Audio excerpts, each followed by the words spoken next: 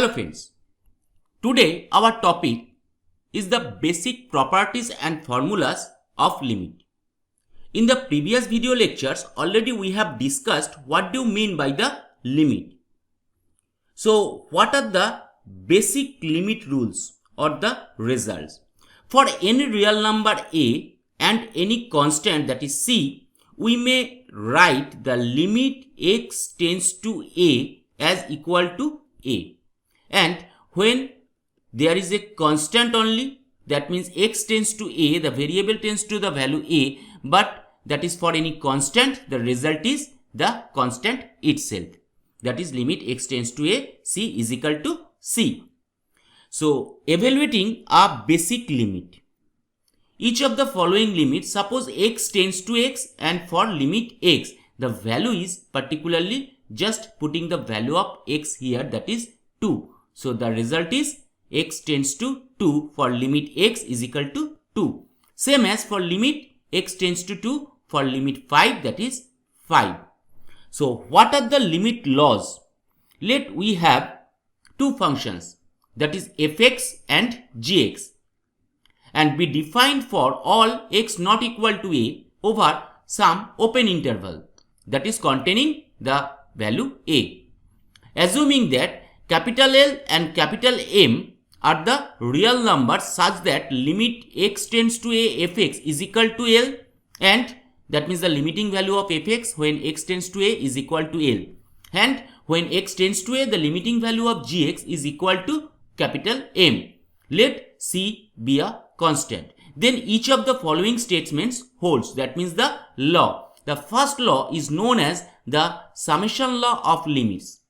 When limit x tends to a fx plus gx, that we can sum it differently or separately. That means x tends to a for limit fx and x tends to a for limit gx is equal to L plus M, and that is also true for more than two functions also. Difference law of limits, that means the same when we are using it for addition, that is we are using it for the subtraction also. So when the two functions itself are in the subtraction format, so we can subtract the limit of the two functions separately and we can get the result as L minus M.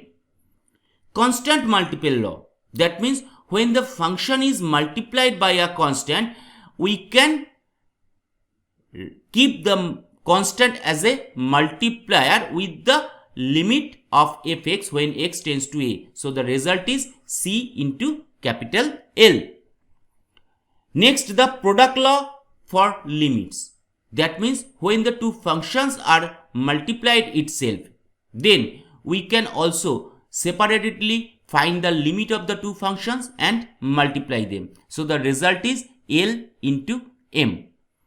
Quotient law, that means two functions are divided in the form fx upon gx. So in that case also we can separately find the limit of the two functions and we can write it as L by M, particularly when capital M is not equal to 0. If M is equal to 0, that means the value is undefined. Power law for limits, that means when we have the power, some power for the function fx, that means we can find out the limit of the function itself and then we can apply the power to the limiting value also. That means L to the power n, and that is for every positive integer, that is small n. Root laws for limits, that is also coming from the same power laws, because if we know that already we know that nth root of fx, that means we can write it like fx whole to the power 1 by n. So that is also true for the limit also here. That means limit when the function has is some square root or some root, that means we can find out the limit of the function itself and we can use the 1 by n to the power. That means that can also be written in the way of L to the power 1 by n. For all L, if n is odd, and for L greater than equal to 0, that if n is even. So how we can use the limit laws to evaluate our limit. So suppose the first one, limit x tends to minus 3 4x plus 2. So that means we can also separately write like that. X tends to minus 3 of 4x plus limit x tends to minus 3 for the constant 2. So the result is here, we just put the value of x here minus 3. So the result is 4 into minus 3, that is minus 12, plus that is simply no x is there, no variable is there, so it is can be written as only the constant. So the result is minus 10. So here we apply the basic limit results and we can simplify the limiting value of the function. Now using limit laws repeatedly, that means for that particular function. Now when that type of function is given, at first we have to check that the denominator is not getting to 0. That is the first checking option. Okay, so when we are that x tends to 2, that means we are getting here that is 2 to the power 3 plus 4, that is not equal to 0. So we may proceed to the normal limit and we may write it like that, that limit x tends to 2x square minus limit x tends to 3x plus limit x tends to 1 divided by or upon limit x tends to 2x cube plus limit x tends to 4. So the result is just put the value of x is equal to 2 in the all the cases. So when the x is there, so that is x square, that means 4 into 2, that is 8, minus 3 into 2, that is 6, plus the only constant, that is 1. Here that is result is 8 plus 4. So here the result is simply that is 2 plus 1, or that is we can write it as 2 plus 1 3 by 12 or 1 by 4. So that is the basic limit laws and we are using to find out the limit. And the next part is the limits of the polynomials and the rational fractions. So what do you mean by the rational fractions? When px and qx be the polynomial functions, let we have a real number, that is a.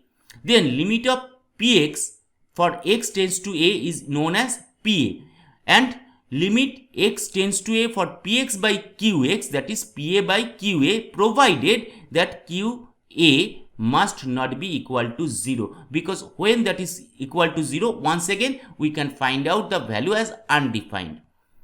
To see this theorem holds, we consider the polynomial as in the expansion of the up to which maximum power it has. So limit x tends to a px is equal to limit of cn x to the power n, cn minus 1 x to the power n minus 1, cn minus 1, those all are particularly the constant. So we can use the sum rule here. So that is finally getting the result as pa. Now once again we have to remember that qa must not be equal to 0. So how we can evaluate our limit of any rational fraction? So here when we have the rational fraction in that way, that is limit x tends to 3 and we have 2x square minus 3x plus 1 upon 5x plus 4. So once again we have to find out that the qa is not getting the result as 0. So we put the value of x is equal to 3 here.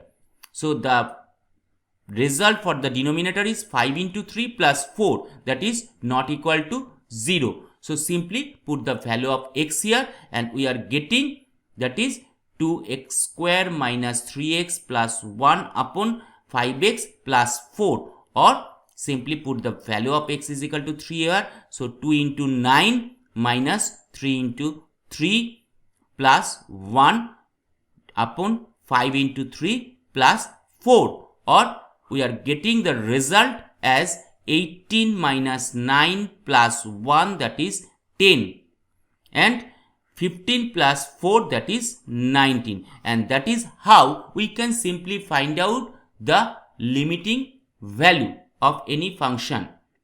In the next videos, we will discuss more about how to evaluate some more complex functions.